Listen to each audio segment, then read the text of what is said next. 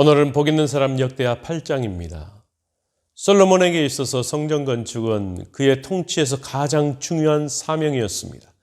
성전 건축과 헌당식 후에 하나님께서는 솔로몬을 축복하셨습니다. 솔로몬은 이스라엘의 세 번째 왕으로서 초대왕 사울, 두 번째 다윗 왕과 같은 40년을 통치했습니다. 40년 통치 기간 중 전반부 20년은 성전 건축과 헌당으로 보냈습니다. 그리고 남은 20년의 기간을 설명한 내용이 바로 8장과 9장의 말씀입니다. 먼저 1절에서 솔로몬이 20년에 걸쳐 성전과 왕궁 건축을 완료한 사실을 언급하고 있습니다. 오늘 1절입니다. 솔로몬이 여호와의 전과 자기 궁궐을 20년 동안에 건축하기를 마치고, 아멘. 그리고 솔로몬이 그 외 주요 건축 사업에 진행했습니다. 오늘 8장 전반부에 보면 건축하다라는 단어가 6번이나 반복하고 있습니다. 솔로몬이 성전 건축과 궁전 건축을 마치고 후람이 돌려준 성읍들까지 재건했습니다. 열왕기상 9장 11절에 보면 솔로몬이 히람에게 갈릴리 땅에 있는 20개의 성읍을 주었다라는 내용이 나오고 있습니다.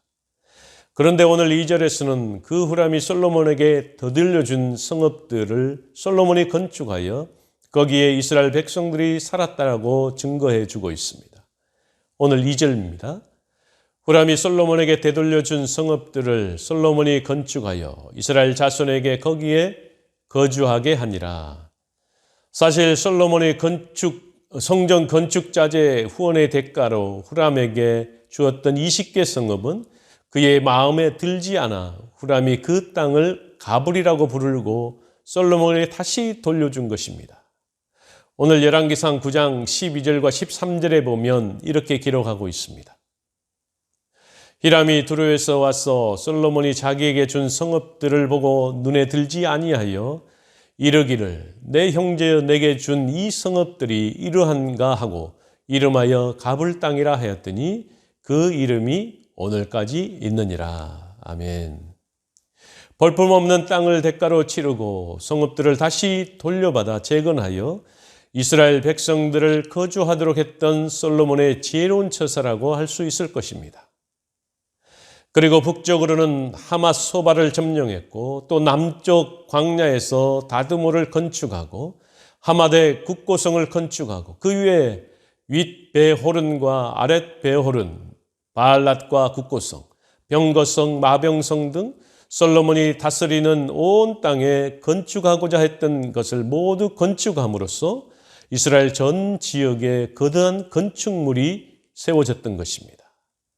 오늘 6절 말씀해 보면 또 바알랏과 자기에게 있는 모든 국고성들과 모든 병거들과 마병들의 성들을 건축하고 솔로몬이 또 예루살렘과 레바논과 그가 다스리는 온 땅에 건축하고자 하던 것을 다 건축하니라.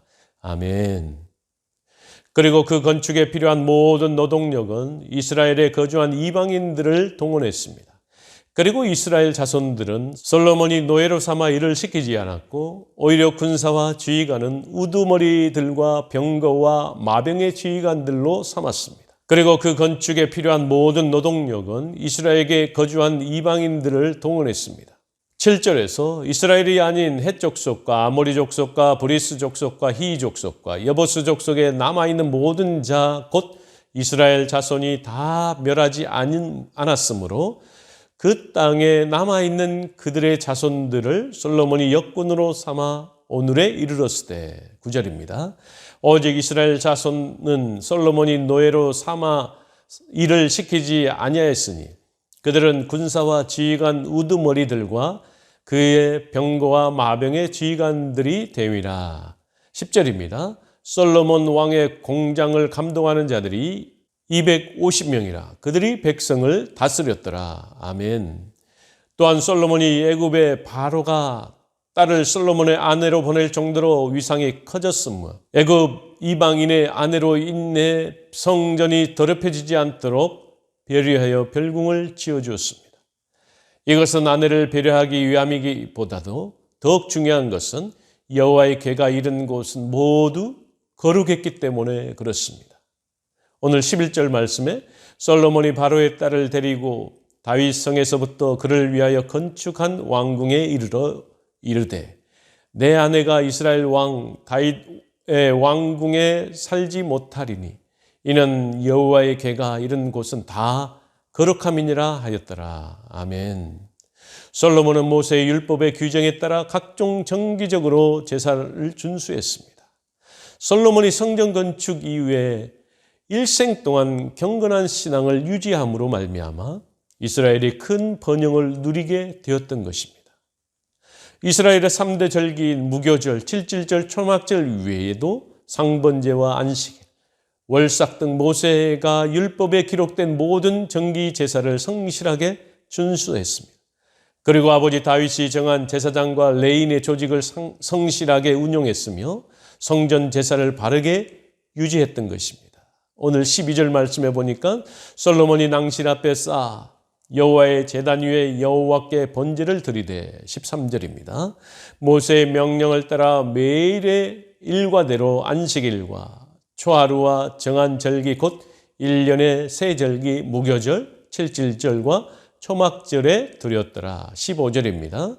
제사장들과 레위 사람들이 굳고 일하든지 무슨 일이든지 왕이 명령한 바를 전혀 어기지 아니하였더라. 16절입니다. 솔로몬이 여호와의 전에 기초를 쌓던 날부터 준공하기까지 모든 것을 완비하였으므로 여호와의 전 공사가 결점 없이 끝났느니라. 솔로몬이 여호와의 전에 기초를 쌓던 날부터 준공하기까지 모든 것을 완비하였으므로 여호와의 전 공사가 결점 없었다라고 말씀하고 있습니다.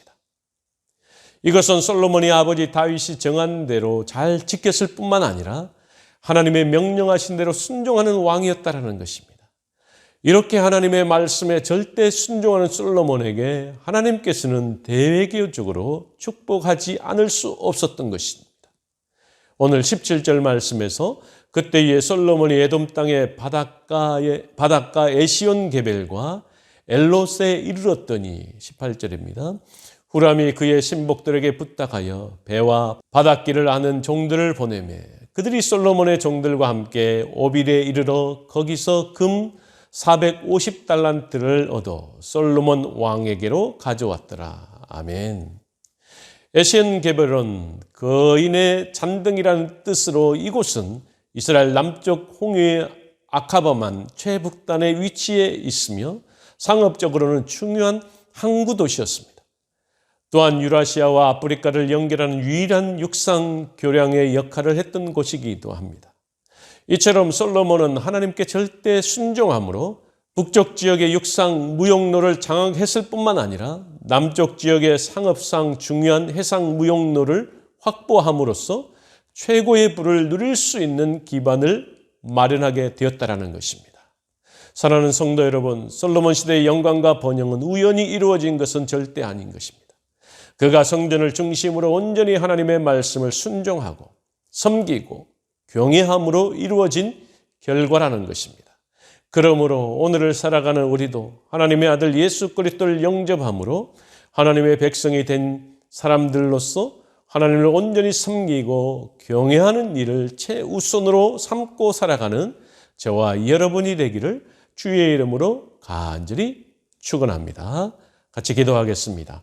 전능하신 여호와 하나님 아버지, 하나님께서 솔로몬에게 부귀와 영화를 허락하셨습니다. 육로뿐만 아니라 해상 무역로까지 또 그 지역을 넓혀 하나님의 놀라운 복을 받아 누리는 장면을 살펴볼 수 있습니다. 우리가 하나님의 말씀을 온전히 지키고 하나님을 온전히 섬기고 그 말씀 따라 순종할 때에 하나님께서 이루실 놀라운 복을 말씀했다라는 것입니다. 오늘 살아가는 우리 모두도 하나님의 말씀에 순종하고 하나님을 섬기고 하나님의 영광을 드러내므로 말미암아 하나님께서 우리를 향해서 주실 놀라운 복을 받아 누리는 삶을 살아갈 수 있도록 인도하여 주옵소서. 모든 것 감사드립니다. 예수님의 이름으로 간절히 기도하옵나이다. 아멘.